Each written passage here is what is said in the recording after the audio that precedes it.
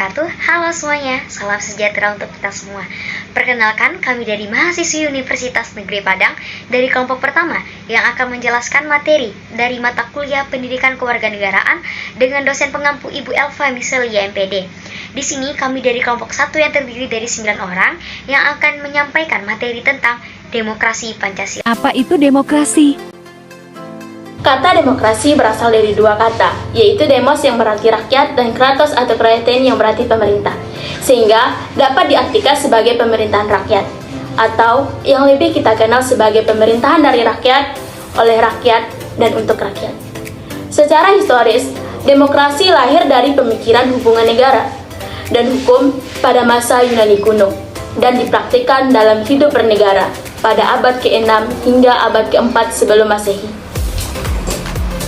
Gagasan demokrasi pada masa Yunani kuno mengalami masa surut saat bangsa Romawi dikalahkan dengan suku Eropa Barat. Tatanan masyarakat demokratis digantikan dengan tatanan feodal yang memberikan tempat istimewa kepada para pemuka agama dan para pemimpin-pemimpin gereja. Lalu apa saja prinsip-prinsip demokrasi? Prinsip-prinsip dasar demokrasi disebut dengan istilah yang bermacam-macam. Samsul Wahidin menyebutnya dengan prinsip dasar dan budaya demokrasi. Misalnya, yang pertama kedaulatan rakyat, yang kedua pemerintahan berdasarkan persetujuan dari yang diperintah, yang ketiga kekuasaan mayoritas, yang keempat hak-hak minoritas, yang kelima jaminan hak-hak asasi manusia, yang keenam pemilihan yang bebas dan jujur, yang ketujuh persamaan di depan hukum, dan yang kedelapan proses hukum yang wajar, yang kesembilan pembatasan pemerintahan secara konstitusional, yang ke-10 pluralisme sosial, ekonomi dan politik, yang ke-11 nilai toleransi, pragmatisme, kerjasama dan mufakat.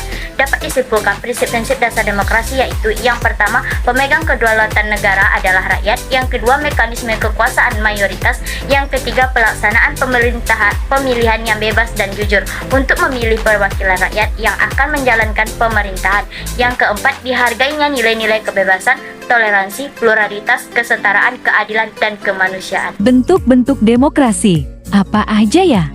Bentuk-bentuk demokrasi. Menurut Torres, sebagaimana dikutip oleh Kelan dan Zubaidi, demokrasi dapat dilihat dari dua aspek, yaitu aspek formal dan aspek substantif. Formal demokrasi menunjukkan pada demokrasi dalam arti sistem pemerintahan. Berdasarkan aspek formal ini, demokrasi selanjutnya dapat dibedakan menjadi dua, yaitu demokrasi sistem presidensial dan demokrasi sistem parlementer. Demokrasi dengan sistem presidensial adalah sistem demokrasi yang membebankan tanggung jawab pelaksanaan pemerintahan kepada presiden. Sedangkan demokrasi dengan sistem parlementer membebankan tanggung jawab pemerintahan kepada parlemen. Selain dapat dibedakan berdasarkan aspek formal, sistem demokrasi juga dapat dibedakan berdasarkan nilai-nilai yang mendasari bangunan sistem demokrasi tersebut.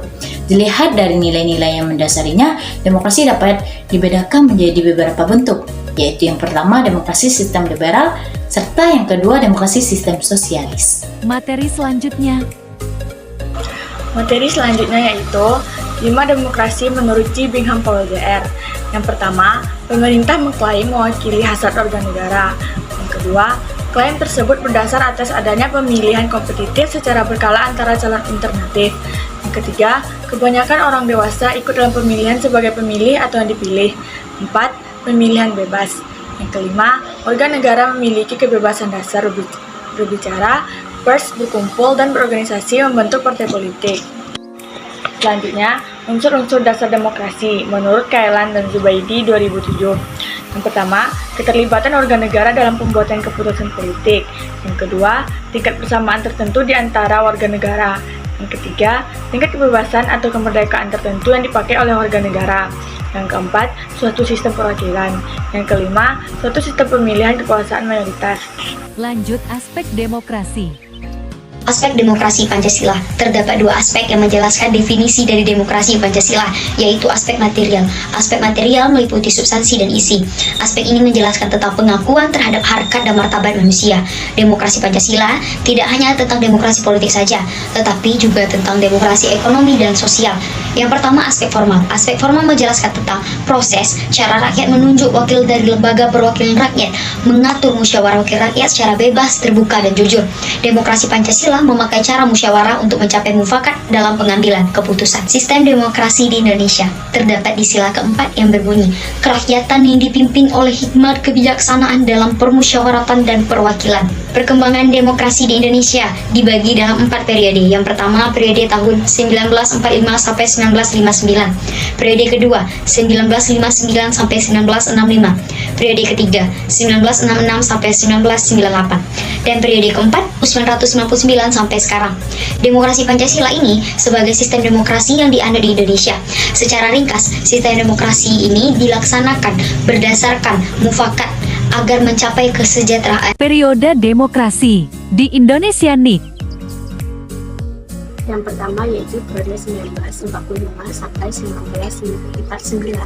Pada periode ini berlakukannya sistem demokrasi Pancasila, namun belum terlaksana secara sempurna karena Indonesia dalam keadaan darurat dalam mempertahankan kemerdekaan Indonesia. Yang kedua yaitu periode 1949 sampai 1950.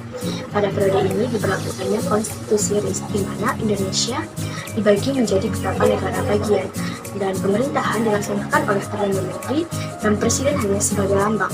Yang ketiga yaitu periode 1950 sampai 1959. Pada periode ini diberlakukannya sistem demokrasi parlementer atau demokrasi liberal dan dilaksanakannya atau berlakunya UUD 1950. Yang keempat yaitu periode 1959 sampai 1965. Pada periode ini diberlakukannya sistem demokrasi terpimpin atau sering juga disebut dengan Orde Lama. Baiklah, saya akan menjelaskan tentang demokrasi pada periode 1966 sampai 1998 dan demokrasi pada periode 1998 sampai sekarang. Yang pertama, demokrasi periode 1966 sampai 1998. Periode ini berlandaskan pada Pancasila dan Undang-Undang Dasar 1945 serta ketetapan-ketetapan MPRS. Visi utama pemerintah pada periode ini adalah melaksanakan Pancasila dan Undang-Undang Dasar 1945 secara murni dan konsekuen dalam setiap aspek kehidupan masyarakat Indonesia. Yang kedua, demokrasi pada periode 1998 sampai sekarang. Periode ini juga mendasarkan kepada Pancasila dan Undang-Undang 1945, tetapi dia lebih ke penyempurnaan pelaksanaannya dan perbaikan peraturan-peraturan yang tidak demokratis dengan menegaskan fungsi, wewenang, dan tanggung jawab yang mengacu pada prinsip pemisahan kekuasaan dan tata hubungan yang jelas antara lembaga-lembaga eksekutif, legislatif, dan yudikatif. Apa ya ciri-ciri demokrasi Pancasila? Ciri-ciri demokrasi Pancasila yaitu ada 2 macam.